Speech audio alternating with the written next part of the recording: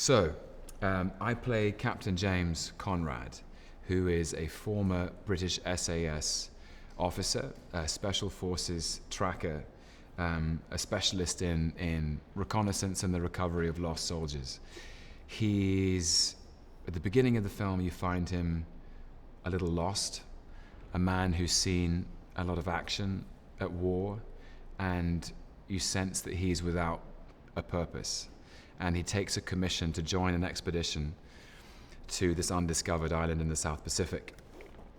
And he goes on a journey from cynicism to enlightenment. And his experience on the island is an awakening, a reawakening of wonder and of humility, I think. And regarding this island, speaking of this island, how would you describe Skull Island? Skull Island is a mysterious landmass, a wilderness untouched by humankind, where evolution has developed at an accelerated rate. Everything is bigger, everything is more colorful. Predators, pacifists, plant life. This is a place unlike you've never seen before. And when man is re-entered into the food chain, it's not at the top. That was a great answer. So regarding King Kong, were you a fan of the previous iterations? Yeah. My first memory of Kong is the image of him on top of the Empire State Building with the light planes coming towards him. It's such an iconic image from the 1933 RKO movie.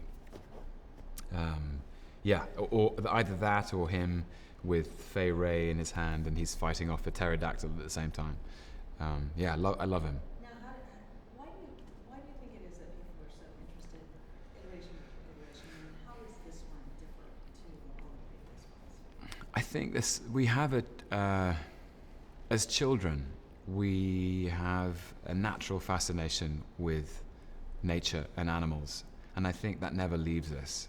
And Kong is a kind of emblem of what we don't understand about nature. He's a myth.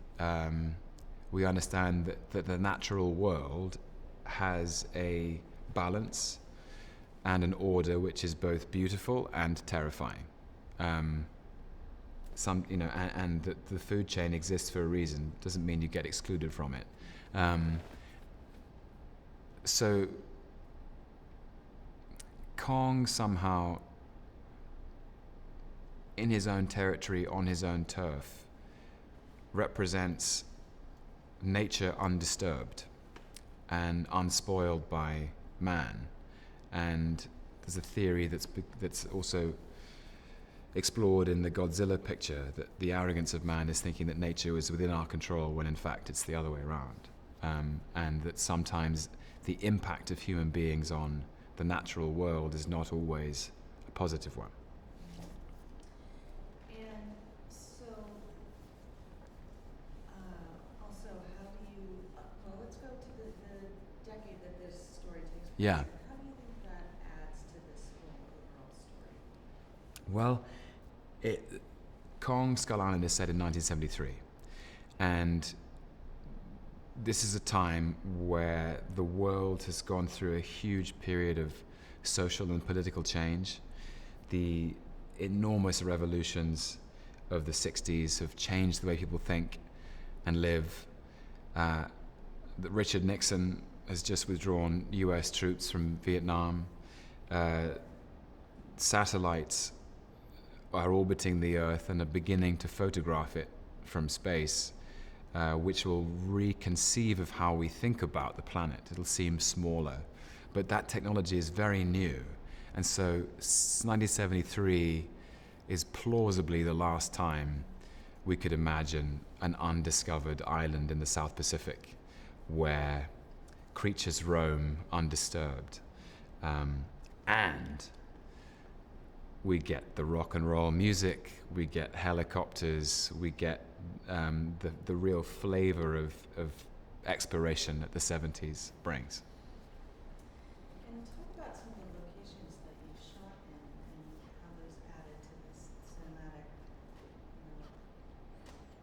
enormous cinematic. Yeah, I think one of the great strengths of Jordan Vogt Roberts, our director, is that he insisted we shoot this in real places. And he spent a long time location scouting so that Skull Island was tangibly made up of some of the most beautiful and remote places on Earth. And those places were Oahu in Hawaii, Queensland in Australia, and northern Vietnam.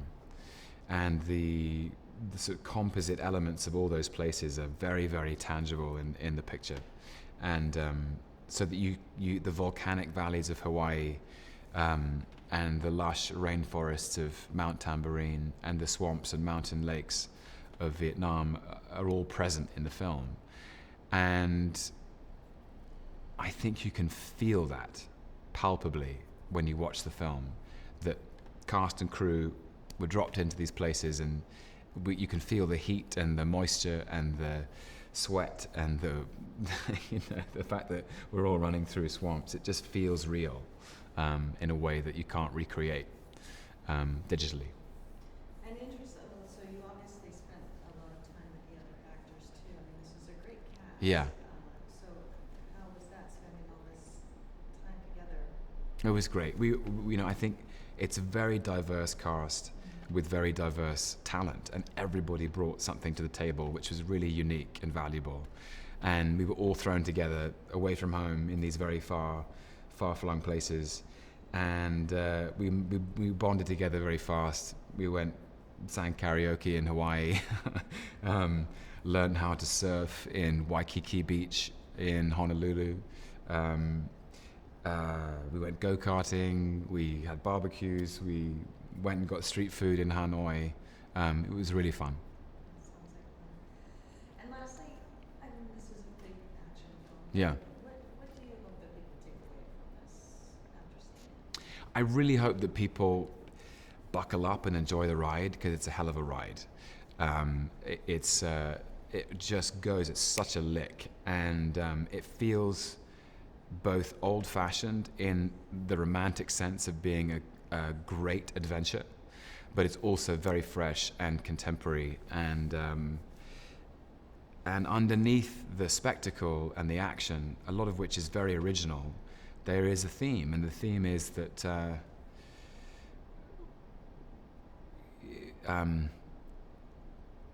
I think human beings have yet to find a balance in their relationship with the natural world, and that we have to be careful that we don't, that we live on this beautiful planet, and we have to be protective of that, and to let it be.